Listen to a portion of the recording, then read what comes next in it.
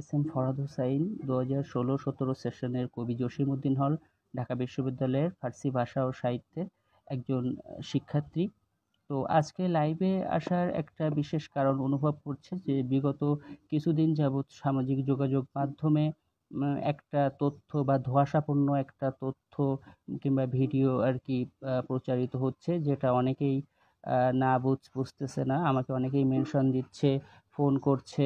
তো আমি সে কারণেই ব্যক্তিগতভাবে মনে করছি ব্যাপারটা আরেকটু ক্লিয়ার করা উচিত। যদিও আমি 22শে সেপ্টেম্বর 2024-এ এ ব্যাপারে আমার ফেসবুকে আমি ক্লিয়ার তথ্য দিয়ে দিয়েছি যে ছাত্র শিবিরের যে এস এম ফরহাদ এবং আমাকে নিয়ে যে ধোঁয়াশাপূর্ণ ব্যাপারটা হয়েছিল, আমি সেটা অনেকটা ক্লিয়ার করেছি।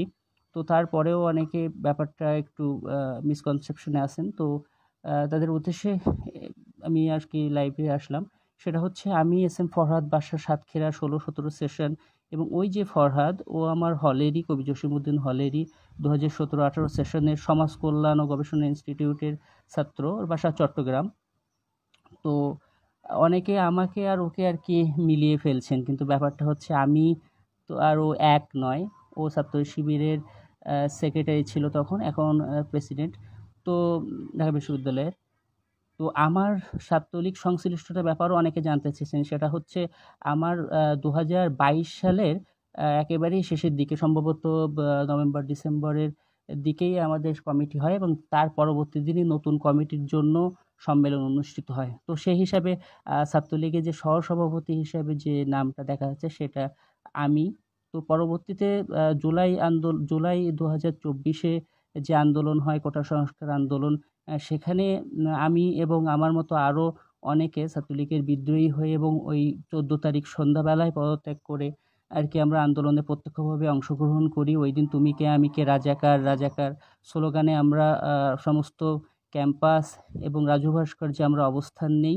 এবং এই যে আমাদের বিরুদ্ধে যে খারাপ কথাটা বলা হয়েছে, অবমাননার কথাটা বলা হয়েছে প্রধানমন্ত্রী কর্তৃক তৎকালীন, তো আমরা সেটার প্রতিবাদ জানাই। এবং আমি সেখানে ব্যক্তিগতভাবে রাত ৩টা পর্যন্ত আর কি অবস্থান করি। তারপরে হলে আসি, যদিও তার কিছুক্ষণ আগে আর কি আমাদের প্রোগ্রাম শেষ হয়ে গেছিল।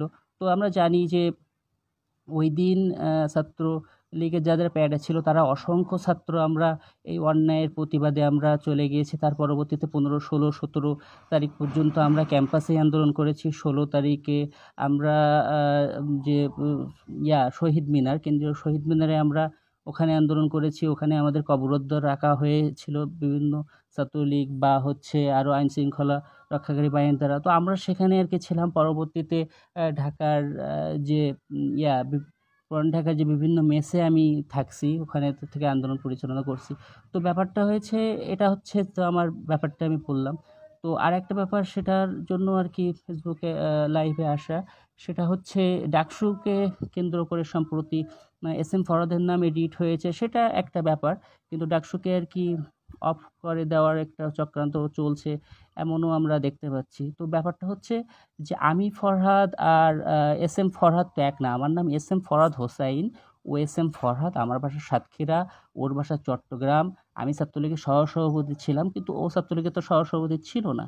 আর আমার যে প্যাডটা দেখানো হচ্ছে সেটা তো ও নয়।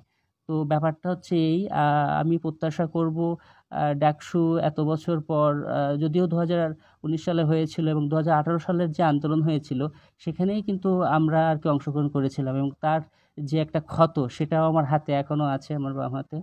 তো আমি প্রত্যাশা করব যে সকল কাদা ছোড়াছুড়ি বন্ধ হয়ে একটা সঠিক এবং উৎসবমুখর পরিবেশে ডাকসুটা অনুষ্ঠিত হোক। যদি কারোর বিরুদ্ধে কোনো ধরনের কারোর কোনো সমস্যা থাকে সেটা ভালোভাবেই আর কি হোক, কিন্তু আমি ফরহাদের সাথে ওই ফরহাদের মিল অথবা একজনের সাথে আরেকজনের মিল, এগুলো আর কি আমার মনে হয় করা ঠিক না। তো আমি বলবো যে ডাকসুর জন্য শুভকামনা। আমি কবি জসিমউদ্দিন হলেরই ছাত্র। তো আমার হলেরই আবিদ ভাই, আমার হলেরই এস এম ফরহাদ, সাদিক আমার খুব কাছের বন্ধু। তো আমি চাই আর কি উৎসব মুখর পরিবেশে সত্য এবং ন্যায়ের পক্ষে ঢাকা বিশ্ববিদ্যালয়ের শিক্ষার্থীরা যাকে আর কি নির্বাচিত করবে সেই নির্বাচিত হোক। তবে কেউ কাউকে মিলিয়ে ফেলাটা আসলে শুভকর কাজ নয়। আর আমার ব্যাপারে আমি ক্লিয়ার করেছি, ফরহাদের ব্যাপারটাও বললাম যে যে প্যাডটা আর কি দেখানো হচ্ছে সেটা আমার নাম। আমি পরবর্তীতে তো ওইভাবেই আপনাকে বললাম আপনাদেরকে যে কি ঘটেছিল।